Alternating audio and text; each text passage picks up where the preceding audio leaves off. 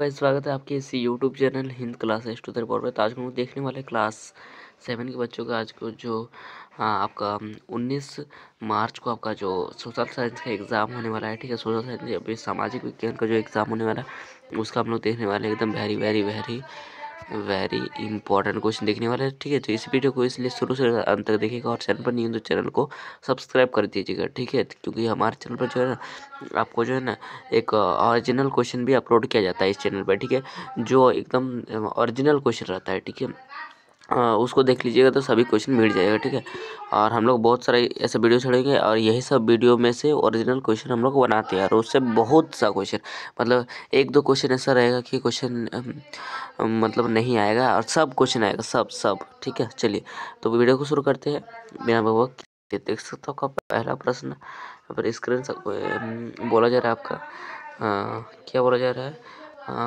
हजारों हजारों साल पहले के मानवों के विकास यात्रा की कहानी को क्या कहते हैं।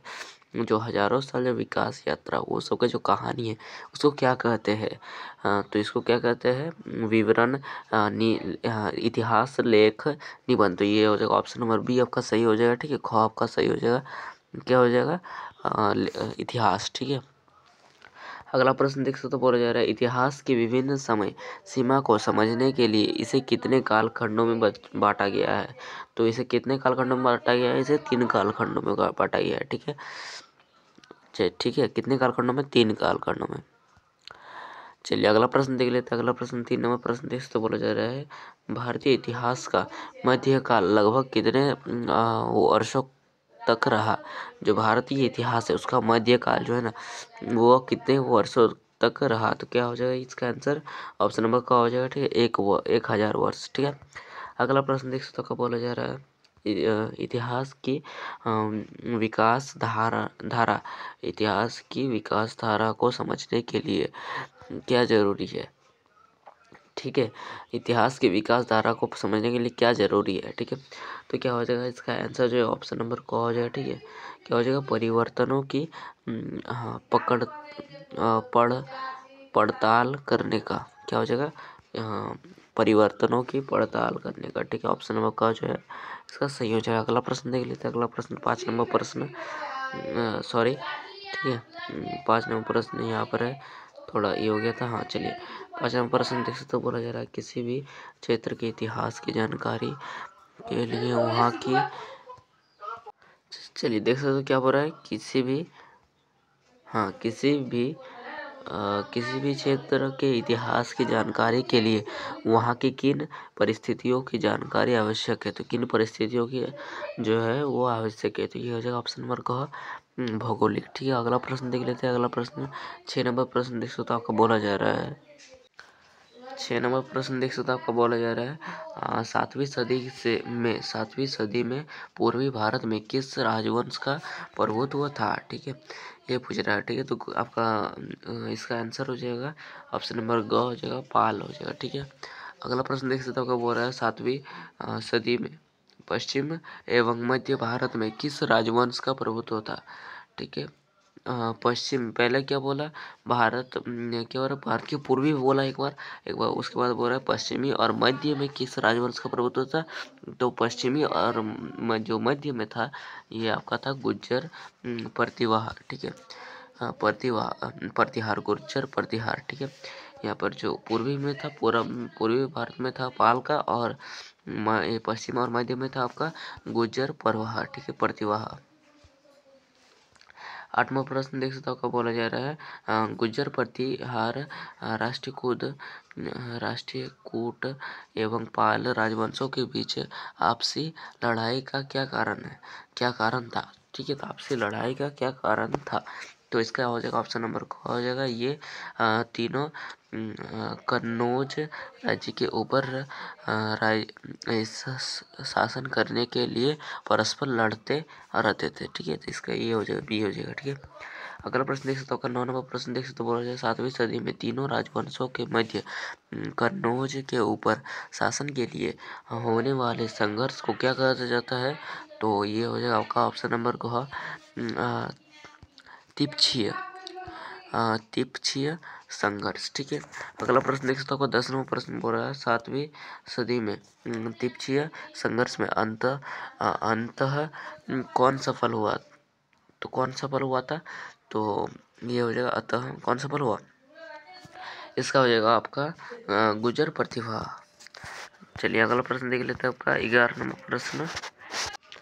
चलिए आपका 11 नंबर प्रश्न देख सकते हैं, आपका बोला जा रहा है वायुमंडल में हीलियम गैस की प्रतिशत कितनी है। ठीक है, तो 11 का जो हो जाएगा 0.0005%। ठीक है, चलिए उसके बाद वायुमंडल में ओजोन गैस की प्रतिशत कितनी है। ठीक है, तो 12 का हो जाएगा आपका ऑप्शन नंबर ख 0.00006%। ठीक है, चलिए अगला प्रश्न देख सकते हो, 13 नंबर प्रश्न वायुमंडल में हाइड्रोजन की गैस की प्रतिशतता कितनी है। ठीक है, वायुमंडल में हाइड्रोजन गैस की प्रतिशतता कितनी है, तो ये हो जाएगा 0.00005%। ठीक है, क हो जाएगा। ठीक है, चलिए उसके बाद पृथ्वी के चारों तरफ फैली हुई वायु की परत कहलाती है। चारों और जो फैली हुई परत क्या कहलाती है, तो ये हो जाएगा वायुमंडल। ठीक है, घ हो जाएगा। अगला प्रश्न देख सकते हो, आपका 15 नंबर वायुमंडल बना है, तो वायुमंडल किससे बना हुआ है। तो वायुमंडल जो बना हुआ है ये हो जाएगा आपका गैसों के मिश्रण से बना हुआ है। ठीक है, ऑप्शन नंबर जो है क जो है वो सही उत्तर हो जाएगा। ठीक है, अगला प्रश्न देख लेते हैं, 16 नंबर प्रश्न। चलिए 16 नंबर प्रश्न देख लेते हैं। 16 नंबर प्रश्न है चट्टानों के कितने प्रकार है, तो चट्टानों को कितने प्रकार, तो ये हो जाएगा आपका ऑप्शन नंबर ग हो जाएगा। ठीक है, कितने प्रकार है, 3 प्रकार है। चट्टानों के कितने प्रकार है, 3 प्रकार है। ठीक है, 16 का हो जाएगा ग। अगला प्रश्न देख लेते हैं, 17 नंबर प्रश्न आपका बोला जा रहा है तरल मैग्मा ठंडा होकर कैसे चट्टान बनाती है। जो तरल मैग्मा होती है वो ठंडा होकर कैसा चट्टान बना देता है, तो ये हो जाएगा अग्निय। ठीक है, क्या हो जाएगा, अग्निय। अगला प्रश्न देख सकते 18 नंबर प्रश्न देख सकते, भारत का दक्कन पठार किन चट्टानों से निर्मित है। जो दक्कन पठार है वो किन चट्टानों से निर्मित है, ये हो जाएगा आपका बेसाल्ट। उसके बाद 19वां प्रश्न है कायांतरित चट्टान का उदाहरण है। कायांतरित चट्टान का उदाहरण है, ये हो जाए आपका संगमरमर और स्लेट दोनों हो जाएगा। ठीक है, ऑप्शन नंबर ग जो है आपका सही हो जाएगा। ठीक है, अगला प्रश्न देख लेंगे। अगला प्रश्न देख सकते हो 20 नंबर प्रश्न आपका थोड़ा अब ठीक है। ठीक, क्या बोल रहा है 20 नंबर, चट्टानें चक्रीय तरीके से एक दूसरे में परिवर्तित होती है, जिन्हें क्या करते हैं। जो चट्टानें होती है ये चक्रीय तरीके से क्या होते हैं, एक दूसरे में परिवर्तित होती है, जिन्हें क्या कहते हैं, तो जिन्हें क्या कहते हैं, तो ये हो जाएगा चट्टानी चक्र। ठीक है, अगला प्रश्न देख लेते हैं, आपका देख सकते हो आपका 21 नंबर प्रश्न है, आपका बोला जा रहा है मानक इकाई डिग्री सेल्सियस मानक इकाई डिग्री सेल्सियस किसका मापक है पूछ रहा है। ठीक है, तो ये जो है आपका डिग्री सेल्सियस ये किसका है, तापमान का मापक है ना। तापमान का होता है सेंटीमीटर, डिग्री सेल्सियस ये होता है ना। चलिए 22 नंबर प्रश्न है उच्च दाब में निम्न दाब, उच्च दाब से निम्न दाब में दाब क्षेत्र की और वायु की गति क्या कहलाती है। उच्च दाब से निम्न दाब में जा रहे हैं, यहाँ पर उच्च दाब से निम्न दाब में जा रहे हैं। ठीक है, तो वहाँ पर क्या होता है वायु की गति में तो वायु की गति में जो होता है वो क्या कहलाती है, तो 22 का हो जाएगा आपका ऑप्शन नंबर का पवन। ठीक है, अगला प्रश्न देख लेते हैं, आपका ग हो जाएगा इसका। अगला प्रश्न 23 नंबर आपका एनीमोमीटर मापता है। तो एनीमोमीटर जो होता है क्या मापता है, एनीमोमीटर जो मापता है ये पवन की गति को मापता है। ऑप्शन नंबर क जो है सही हो जाएगा। ठीक है, अगला प्रश्न देख लेते हैं, आपका 24 नंबर प्रश्न देख सकते हो, आपका बोला जा रहा है जिस दिशा में हवाएं प्राय साल भर चला करती है, जिस दिशा में जो हवा होती है साल भर चला करती है उन्हें क्या कहते हैं, तो उन्हें जो कहते हैं ये हो जाएगा आपका स्थायी पवन। ठीक है, जो साल भर चला करते हैं उसे स्थायी पवन कहते हैं। ठीक है, अगला प्रश्न देख सकते हो, बोला जा रहा है भारत के उत्तरी क्षेत्र में चलने वाले गर्म एवं शुष्क स्थायी पवन का कहते हैं। जो शुष्क एवं स्थानीय जो ये पवन ये होते हैं उसे कहते हैं, उन्हें क्या कहते हैं, उन्हें लू कहते हैं। क्या कहते हैं, लू कहते हैं, ठीक है। ऑप्शन नंबर क इज द करेक्ट आंसर, ठीक है। अगला प्रश्न देख लेते हैं आपका, ठीक है। 30 क्वेश्चन लाए हैं इस वीडियो पे हम लोग, ठीक है। चलिए आपका देख सकते हो 26 नंबर प्रश्न क्या बोल रहा है, कृष्ण पक्ष एवं शुक्ल पक्ष की अष्टमी को अष्टमी क्या बोल रहा है, शुक्ल पक्ष और जो कृष्ण पक्ष और शुक्ल पक्ष की अष्टमी को आता है, क्या होता है, क्या आता है, तो ये हो जाएगा लघु ज्वार, ठीक है। चलिए उसके बाद देख सकते हो आपका बोला जा रहा है 27 नंबर प्रश्न, समुद्री परिवहन को कहते हैं है, तो समुद्री परिवहन को जो कहते हैं क्या कहते हैं, तो ये हो जाएगा नौ संचार, ठीक है। अगला प्रश्न देख लेते हैं। अगला प्रश्न देख सकते हो आपका 28 नंबर प्रश्न बोला जा रहा है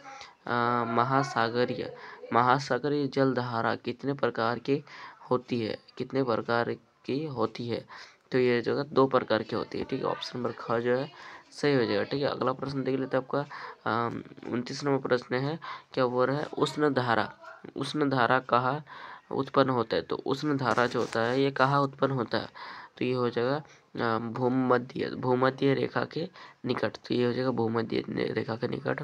ऑप्शन नंबर ख जो है ये सही हो जाएगा। अगला प्रश्न देख सकते हो, लास्ट क्वेश्चन, अंतिम क्वेश्चन 30 नंबर प्रश्न देख सकते हो, आपको बोला जा रहा है देख सकते हो 30 नंबर बोल रहा है अल्नीनो अल्नीनो अल्नीनो और ला नीना है, तो ये जो है ये क्या है बोल रहा है, ठीक है। तो ये हो जाएगा आपका महासागरीय धाराएं, ठीक है। चलिए तो आज के लिए इतना ही, फिर मिलते हैं नेक्स्ट वीडियो में, तब तक बाय और जय हिंद जय भारत। और चैनल पर नहीं हो तो चैनल को सब्सक्राइब कर दीजिएगा, क्योंकि इस चैनल पे जो है ना आपका ओरिजिनल क्वेश्चन आता है, ठीक है, एग्ज़ाम से पहले, ठीक है। और पहले और इसी तरह का तैयारी हम लोग कराएंगे आपको, किसमें जो है आपका जो 8 क्लास में होगा उसमें भी तैयारी कराएंगे, ठीक है। 9th में भी साथ देंगे और 10th में भी साथ देंगे, और आपका ये जो है रिजल्ट को एकदम बेहतर बनाएंगे, ठीक है। सुपर से एकदम ऊपर बनाएंगे, ठीक है। चलिए और चैनल को जो है सब्सक्राइब कीजिएगा, तभी आपको यही सब जो है ना मिल पाएगा, ठीक है। तो सब्सक्राइब कर लीजिए और बेल नोटिफिकेशन को ऑल में सेट कर दीजिए। चलिए बाय।